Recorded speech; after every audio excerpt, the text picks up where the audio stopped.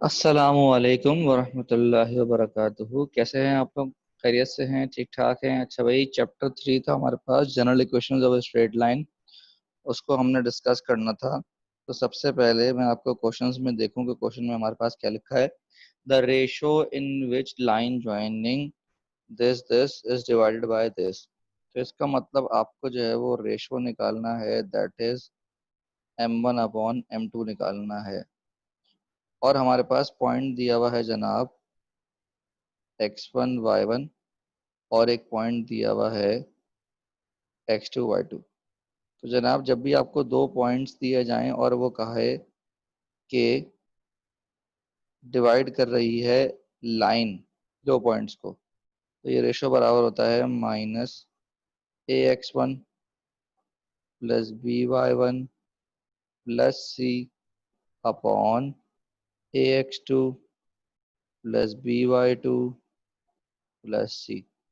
जबकि ये है जनाब हमारे पास इक्वेशन। इसका तरीका क्या होगा? जगह 2 × 1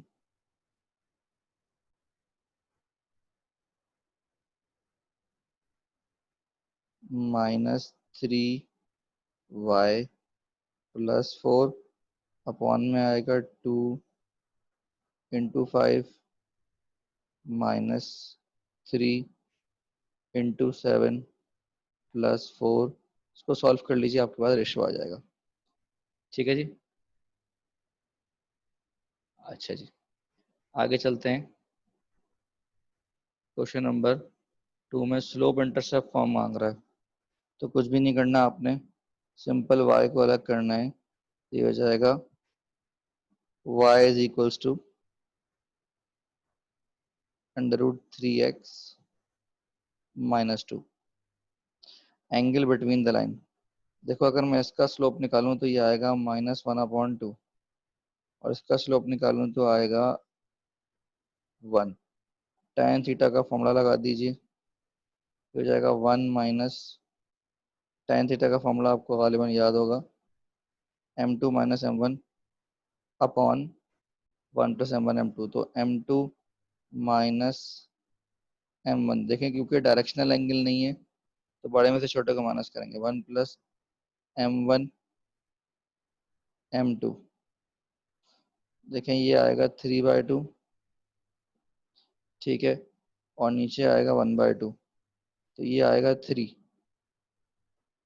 तो अब ऑप्शन ऐसे हैं, इसमें हमें कैलकुलेटर की ज़रूरत पड़ेगी। तो गालिबन ये सवाल इस तरह का तभी आएगा जब आपको कैलकुलेटर अलाउड होगा। ठीक है, आगे चलते हैं। क्वेश्चन नंबर 4 में कह रहा है the equation of the straight line passing through 4, 5 and perpendicular to this. दो तरीके हैं कि पहले इसका आप ग्रेडियंट निकाल लें। इसका ग्रेडियंट आएगा -3/-2, जो कि लिखा जाएगा 3/2। परपेंडिकुलर कह रहा है, तो उसके लिए जो ग्रेडियंट है वो हो जाएगा -2/3। और उसके बाद आप फॉर्मूला लगा दो। कौन सा फॉर्मूला लगा दो? y - y1 is equals to mx - x1। ठीक है जी। Question number 5, the equation of two straight lines passing through the point and making an angle of this with this line. तो इसके लिए पहले आप इसका स्लोप निकालेंगे, ये आएगा -6/5। उसके बाद आप यूज करेंगे tan थीटा का फॉर्मूला, जिसके लिए आपको दूसरा स्लोप निकालना है। तो दूसरा स्लोप निकालने के लिए आपके पास दो फॉर्मूले हैं। सिंपल tan थीटा का फॉर्मूला यूज कर सकते हैं आप डायरेक्ट। तो tan थीटा का जो फॉर्मूला है वो है +-m2 - m1 upon 1 + m1 m2। इस फॉर्मूले को यूज करेंगे, ये हमारा हो गया m1। जबकि जो टू स्ट्रेट लाइन हैं उसका ग्रेडियंट हो जाएगा m2। तो दो स्ट्रेट लाइन है, प्लस माइनस लगा हुआ है, तो इसीलिए हमारे पास 2m2 आएंगे। जब 2m2 आ जाएंगे तो उसके बाद आप फॉर्मूला लगा दीजिए, y-y1 is equal to m x-x1, और इसमें ये जो है वो हो जाएगा हमारा x1 y1। ठीक है जी। In case two lines intersect तो आप क्या करोगे, point put and verify, point put करके वेरीफाई कर लीजिए। The point of concurrency same तरीके से होगा। क्वेश्चन नंबर 8 में कह रहे हैं फॉर व्हाट वैल्यू कॉन्करेंट। इसका तरीका ये है कि डिटर्मिनेंट बनाएं 2 -3 -7 4 -3 -11 2 k1। इनका जो डिटर्मिनेंट है वो बराबर होता है 0 के। यहाँ से बड़े आराम से आप k की वैल्यू निकाल लेंगे।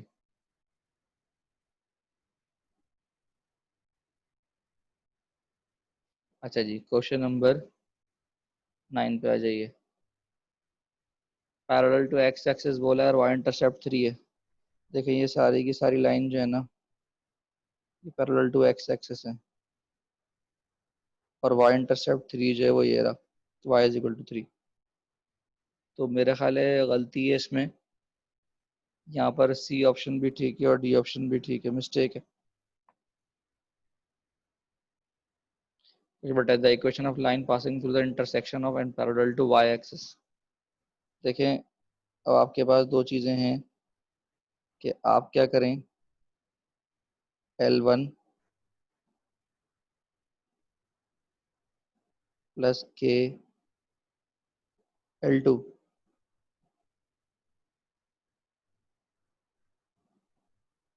Is equal to 0। देखिए पैरेलल टू वाई एक्सिस का मतलब है इक्वेशन होगी x इक्वल टू सी। तो आप क्या करोगे, यहाँ पर जो कोफिशिएंट ऑफ y है वो होता है b, वो 0 के बराबर होता है। जब भी line parallel to Y axis होगी तो b की वैल्यू 0 के बराबर है। तो b की वैल्यू यहाँ से क्या बन रही है, -3y प्लस 3ky।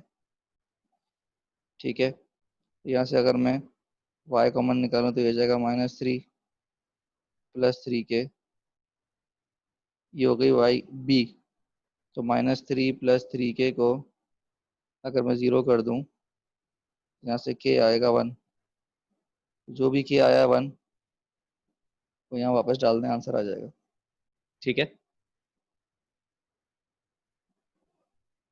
वो करें S2, 3 is the foot of perpendicular dropped from the origin to the straight line. Find the equation of this line. तो कुछ भी नहीं करना, आपको जो ये पॉइंट दिया हुआ है, point put and verify, point put करके वेरीफाई कर लीजिए बस। क्वेश्चन नंबर 12 करें इंटरसेक्ट एट वाई एक्सिस।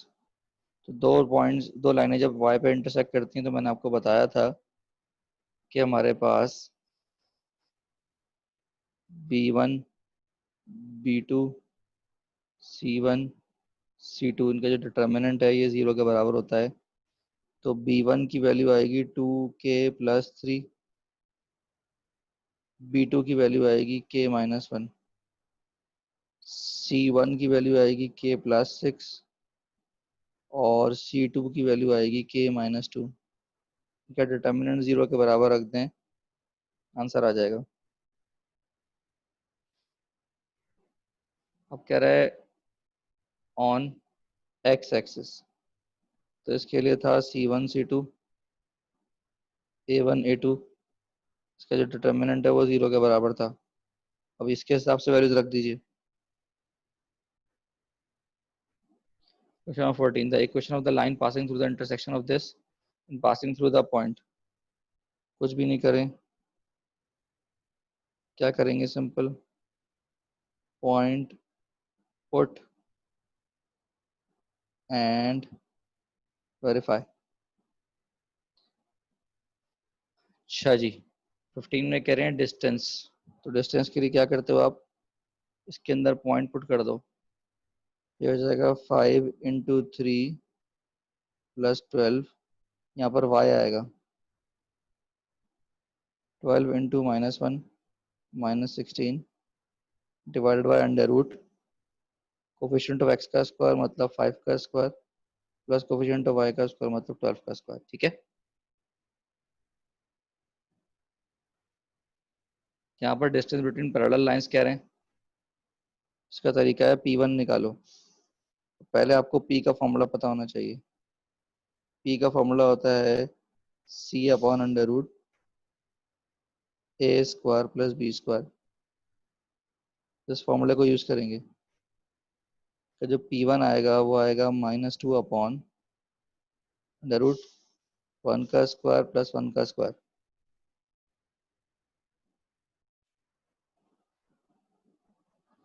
अच्छा जी, इसी तरीके से जब आप P2 निकालोगे, ये आएगा -1/√2 का स्क्वायर प्लस 2 का square.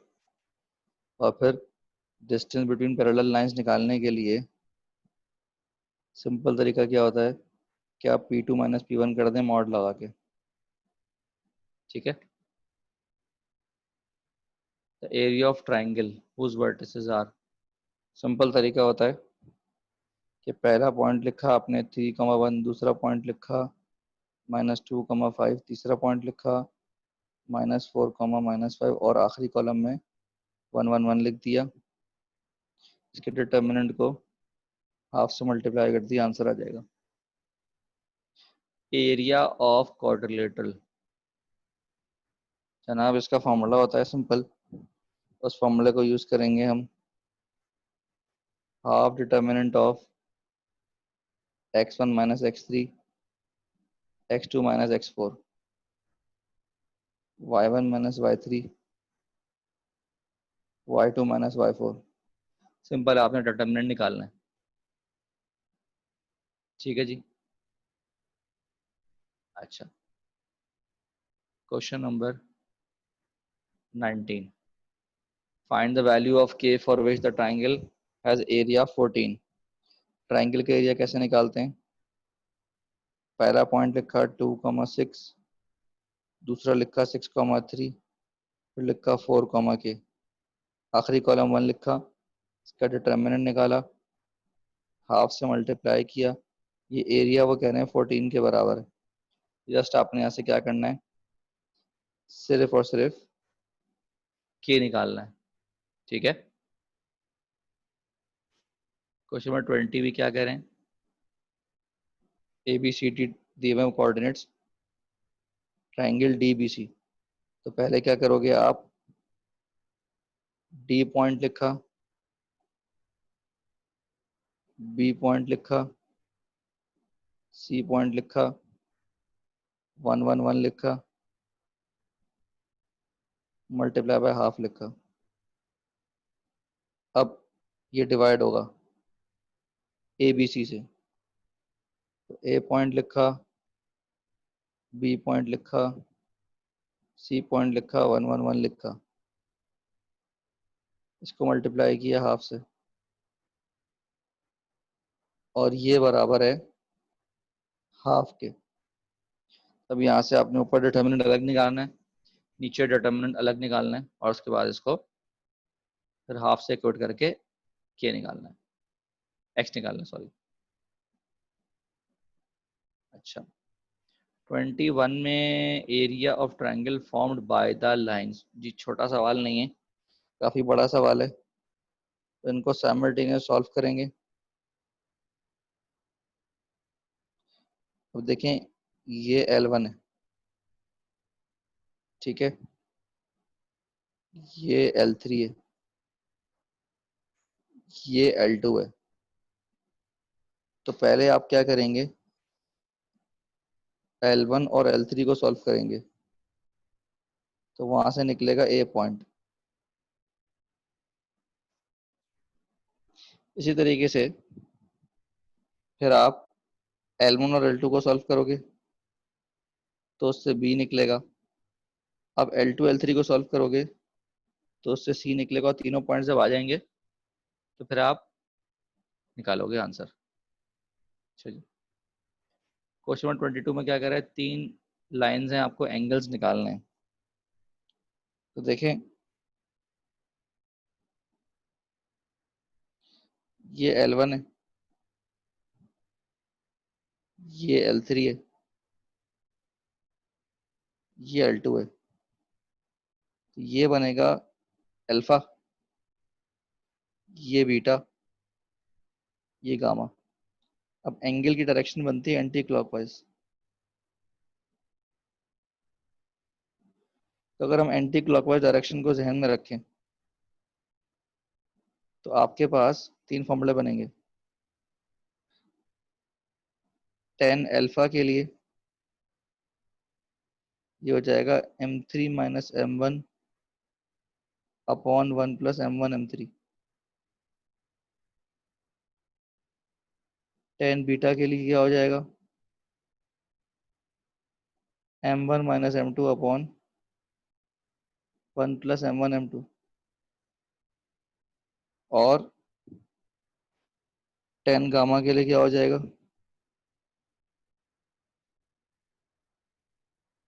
M2 - M3 upon 1 + M2 M3।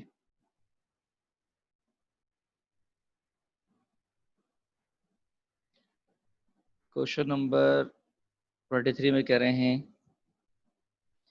कि आपके पास स्क्वायर है, उसका एक कोना दिया हुआ है आपको 2, -5, और आपको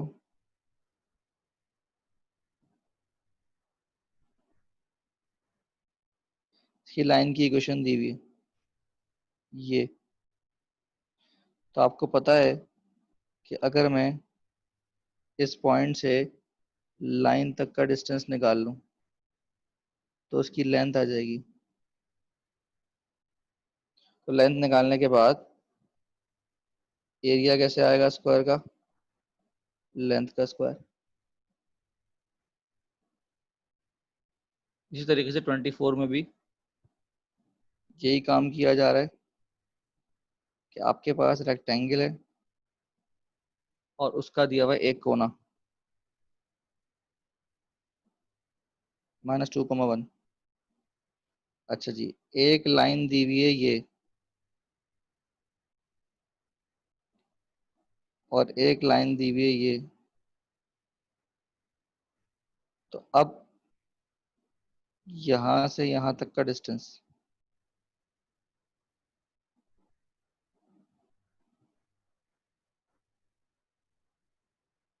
जो है वो क्या है, ब्रेथ है, और यहां से यहां तक का डिस्टेंस लेंथ है। तो लेंथ आएगा पॉइंट से L1 तक का डिस्टेंस, ब्रेथ आएगा पॉइंट से L2 तक का डिस्टेंस, और फिर आपने निकालना है एरिया। एरिया आएगा लेंथ इंटू ब्रेथ करके।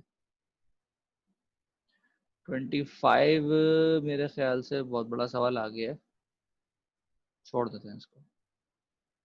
The equation of the bisector of the angle between the lines this and the this which includes the origin.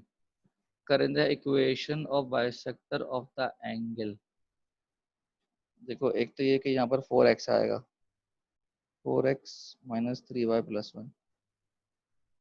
अच्छा, अब देखें, अब हो क्या रहा है कि आपके पास ये है लाइन और ये है लाइन, ये है L1 और ये है L2। और देखें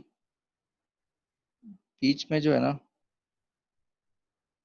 बाइसेक्टर है।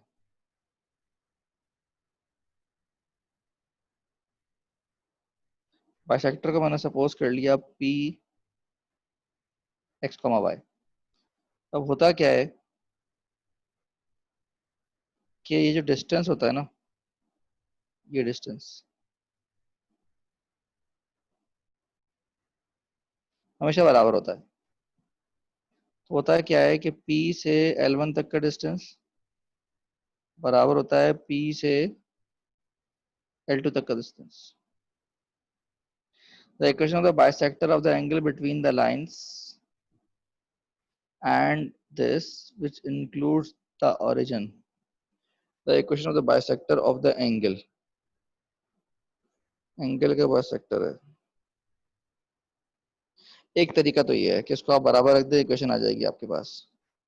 दूसरा तरीका यह है कि के मेथड से करें, भाई L1 प्लस के L2 इक्वल टू 0, लेकिन उस हिसाब से ऑप्शन गलत है, देखना पड़ेगा इसको।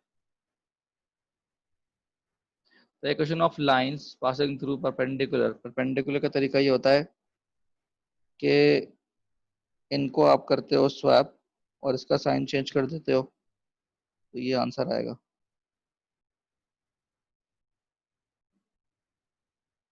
The quality equation whose roots are the slopes m1 and m2, ऐसी quality equation जिसके रूट्स m1 और m2 होंगे, तो देखें m का फॉर्मूला होता है minus H plus minus under root H square minus A B upon B. तो m1 m2 क्या होता है, माइनस 2h अपॉन बी, और m1 m2 क्या होता है, ए अपॉन बी। तो आपने कुछ भी नहीं करना, इन चारों ऑप्शन के सम ऑफ रूट्स निकाल लें। तो ये होगा सम ऑफ रूट्स और ये होगा प्रोडक्ट ऑफ रूट्स। ऑप्शन के सम ऑफ रूट्स और प्रोडक्ट ऑफ रूट्स मैच करने चाहिए इस आंसर के साथ। ठीक है जी। What is the equation of lines represented by, कुछ भी नहीं करें, मिडिल टर्म ब्रेक कर लें, इसको ऐसे लिख लें y minus Y square minus 6xy plus 9x square is equal to 0। तो मेरे हिसाब से हो जाएगा ये y माइनस 3x का होल स्क्वायर और 3x माइनस वाई का होल स्क्वायर। मेरे हिसाब से ये आंसर आएगा। ठीक है जी। 30 पे the angle between the lines, simple formula है जनाब टेन थीटा का, 2 under root H square minus A B upon A plus B.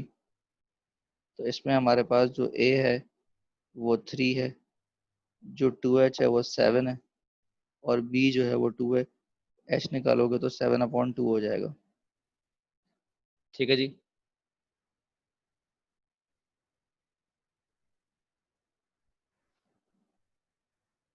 ये आंसर किया गई है।